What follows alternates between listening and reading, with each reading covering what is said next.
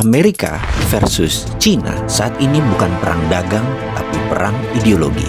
Jadi janganlah melihat Amerika dan China bersih tegang, kemudian pejabat negara berkomentar, oh itu cuma perang dagang dua negara, gak banyak pengaruhnya buat Indonesia, kita cari negara lain selain mereka.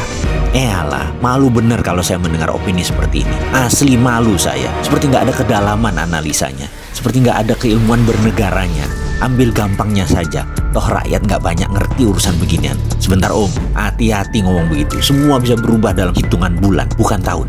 Kembali ke persamaan level playing field, kesamaan cara bermain yang sedang Amerika tekan Cina ini. Apa yang mau disamakan? Ideologi Amerika adalah demokrasi.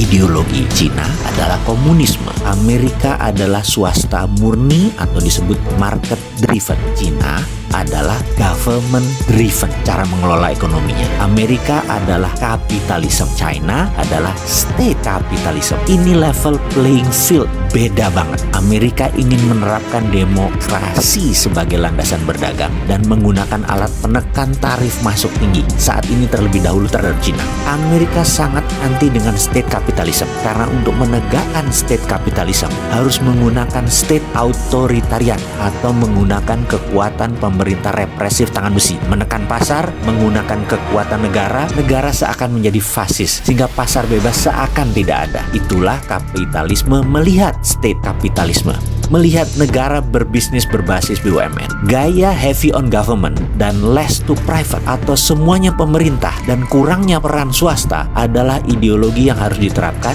jika sebuah negara ingin menggunakan dana obornya Cina. Harus government driven. Itu banyak terjadi seperti di negara Sri Lanka, di negara-negara Afrika, Papua Nugini, dan banyak negara lainnya.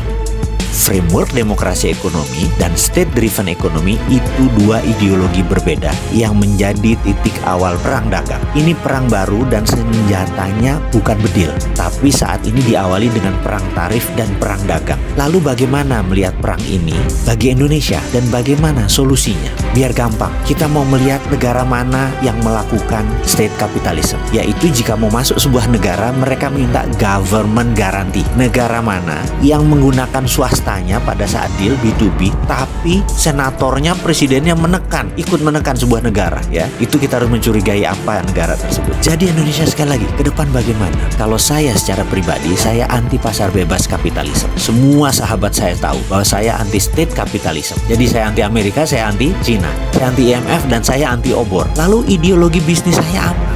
Ideologi bisnis saya adalah ekonomi Pancasila. Apa itu ekonomi Pancasila? Ekonomi Pancasila adalah ekonomi berbasis fair trade, keadilan, bukan free trade. Kembali ke topik perang dagang, state capitalism dan swasta pasar bebas. Tindakan Amerika melindungi swastanya, tindakan Cina melindungi komunismenya. Indonesia sekali lagi harus menerapkan ekonomi Pancasila berbasis fair trade. Diawali dengan membangun kekuatan dalam negeri, membangun kekuatan sendiri, membangun tanpa uang asing, tanpa teknologi asing. Stop menggunakan apapun berhubungan dengan asing. Tidak ada istilah foreign direct investment, tidak ada istilah ekonomi bergantung pada asing. Cukup membuat kebijakan ekonomi baru berbasis produk lokal.